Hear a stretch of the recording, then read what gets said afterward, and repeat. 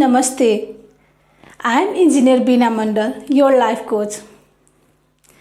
आज मैं जिस विषय में ये वीडियो बनाने जा रही हूँ वो सभी के लिए बहुत ही आवश्यक है, क्योंकि अभी जो इस इन्वायरमेंट में जैसे हम लोग सिचुएशन में आ गए हैं इस परिस्थिति में हम सबको चाहिए कि हम लोग सकारात्मक बैठे। मेरा आज का टॉपिक ही यही है, सकारात्मक सोच और सकारात्मक जगह और सकारात्मक पीपुल हम लोग कैसे बन सकते हैं और हमें रहना भी चाहिए।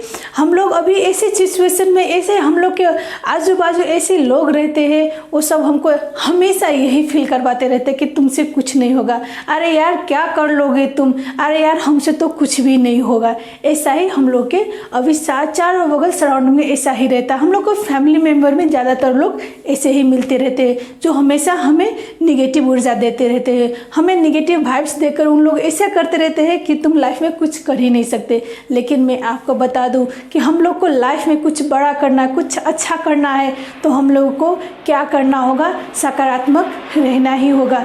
एक अच्छी ज़िंदगी के लिए, एक खुशहाल ज़िंदगी के लिए हमेशा हम लोग को यही करना चाहिए कि हम लोग कितना अपना ज़िंदगी को सकारात्मक ऊर्जा के साथ, सकारात्मक लोगों के साथ और सकारात्मक एनवायरनमेंट में खुद को सकारात्मक रख सकते हैं।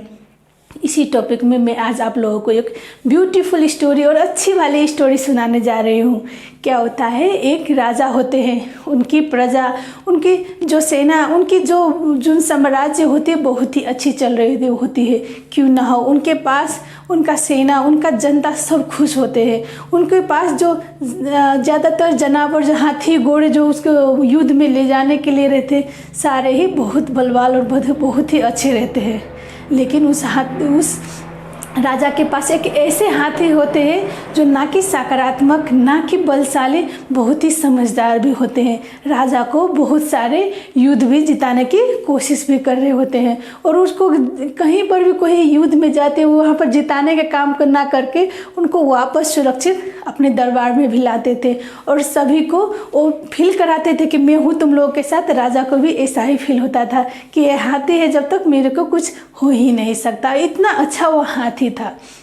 लेकिन क्या करें, समय के साथ आदमी और जानवर भी बूढ़े होते जाते हैं और बूढ़े होते जाते हैं तो क्या करते हैं, मतलब उनको थोड़ा से आराम की ज़रूरत है। ऐसे ही राजा ने किया और उन्होंने क्या किया, जैसे जैसे दिन ढलते गए वो हाथी थोड़ा बूढ़ा होते गए और उनको राजा ने क्या किया, युद्ध में ले जाने के लिए छोड़ दिए। उनको कोशिश ही करना उन्होंने बंद कर दिया, नहीं ले जाते थे। अब क्या करे, वो बूढ़ा है, कहीं कुछ हो जाए, इससे अच्छा है तुम घर पर ही, तुम राज्य में ही आराम करो। और वैसा ही चलता है। अब जानवर तो बोल नहीं सकते कि मेरा राय क्या है, मेरा विचार क्या है। जो अपने जो मालिक जैसा करे लोग वैसा ही करते रहते हैं।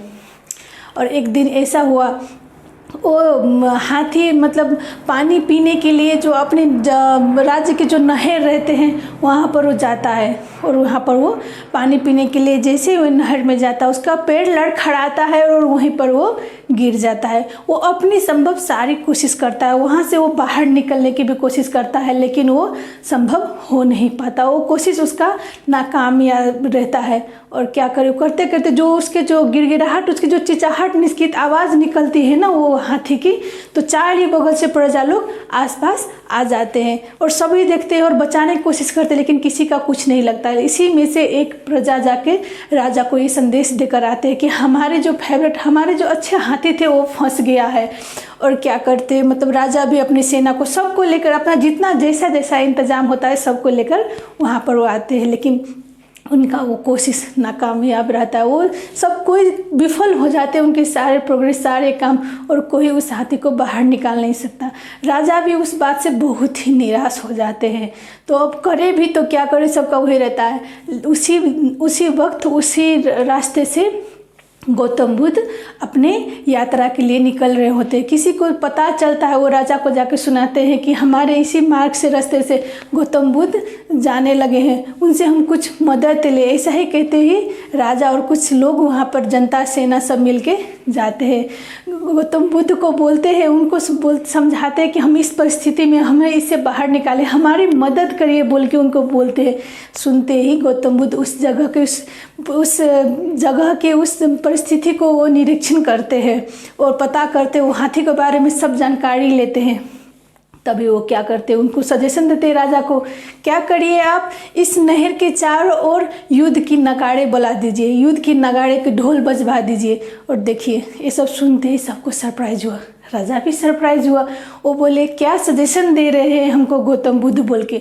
तो उपाय भी कोई नहीं था, क्योंकि पहले ही सब हार थाक चुके थे, किसी के पास कोई और रास्ता भी नहीं था, यानी कि उस गौतम बुद्ध की बातों को फॉलो करने के लिए। सभी वैसे ही करते हैं, उस नहर के चारों ओर नगाड़े बजवा देते हैं। और जैसे ही नगाड़े के जो आवाज़ आते हैं सुनते हैं, वो हाथी ना कि उठने की कोशिश करते हैं, बल्कि उस नहर से वो बाहर भी निकल जाता है। उस वैसे ही देखते ही सबको बड़ा ही अचंभित हुआ, सबको बहुत ही अचंभ फील हुआ और सबको लगा कि अब क्या करें, कैसे निकल गए, ऐसे कैसे हुआ।